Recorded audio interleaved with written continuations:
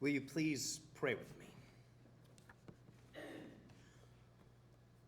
Holy God, may the words of my mouth and the meditations upon all of our hearts be worthy in your sight and in keeping with the teachings of your Son, Jesus Christ, our rock and our Redeemer. Amen.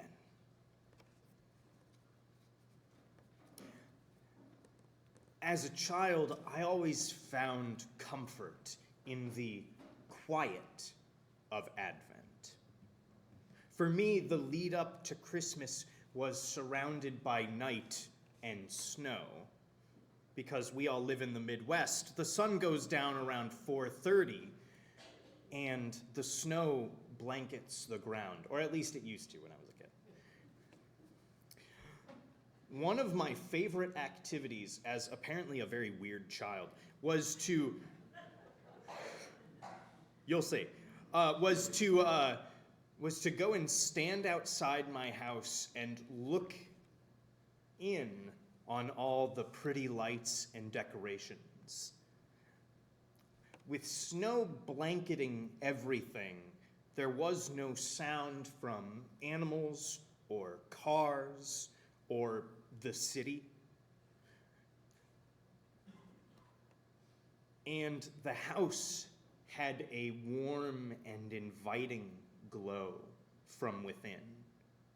Without even knowing it, this became sort of a meditative time for me, where I wasn't constantly on the move or caught up in my own thoughts. I could simply sit and listen to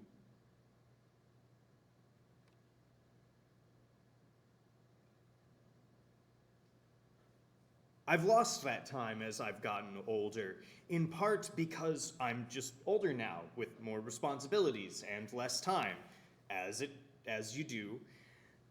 But there's also a different feeling surrounding Advent. As a child, I used to look at Christmas time as a magical time where school stopped, work stopped for my parents, and everyone was just together.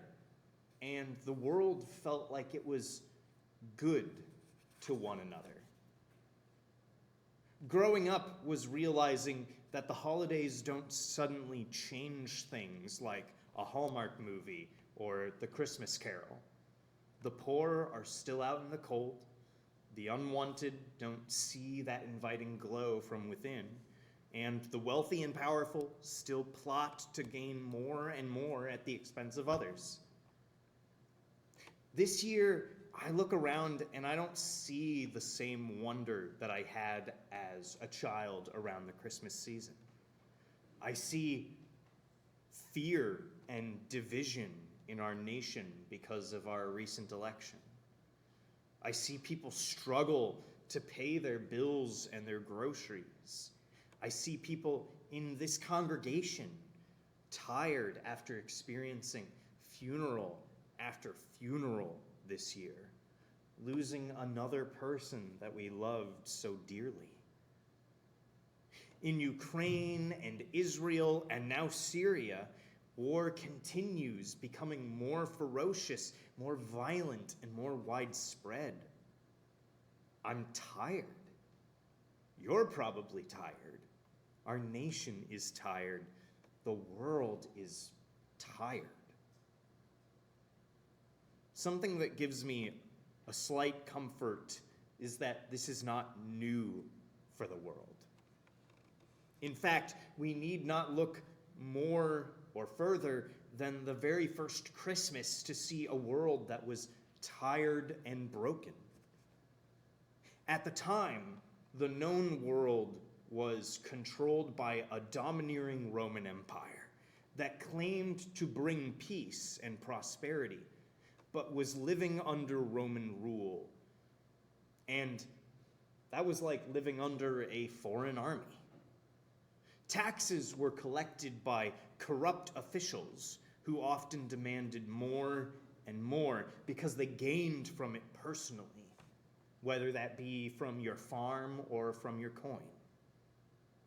A Roman soldier could literally demand any citizen or non-citizen to carry their equipment for a mile or face arrest or violence. Your land or home, at least in Israel, probably didn't actually belong to you, but it belonged to Rome, and they could take it at any time for their own benefit. You could also be killed by a soldier at any time for almost any reason, and there was little anyone could do about it. The best thing to do was to keep your head down, pay your taxes, and shut up. Because anything that resembled a rebellion was often put down as a massacre. That's the kind of world that we find the first century Israelites living in. This is the world in which Mary and Joseph are living in when they are forced to go to Bethlehem by Roman decree for a census. The fact that Mary was heavily pregnant at the time meant nothing. And when she did have her baby, she didn't have a proper place to give birth. She had to give birth among the barnyard animals. It was a sad, depressing, exhausting, and infuriating set of circumstances. Yet, in this fear and in this hopelessness, angels appear in the sky declaring the birth of the Messiah, one who will change the world. It wasn't in a palace in the rich part of Israel. It wasn't in Rome, where the powerful political influence was. God showed up in the midst of pain and oppression among an unwedded couple in the middle of nowhere, unknown to most people. In the midst of the hopelessness, God gave this great hope.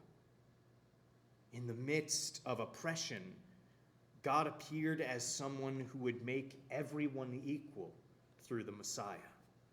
In the midst of anger, rebellion, and corruption, God brought about a joy that would echo throughout human history. Can't God do the same now? The United Church of Christ has a saying, God is still speaking. Do we believe that God remains silent just because we don't hear it? As God says to Isaiah, "See, I am doing a new thing. Now it springs up. Do you not perceive it?" We celebrate Advent because we recognize the history of God breaking into our world and working for the better. We celebrate the love that God showed by deciding to be and to live amongst us.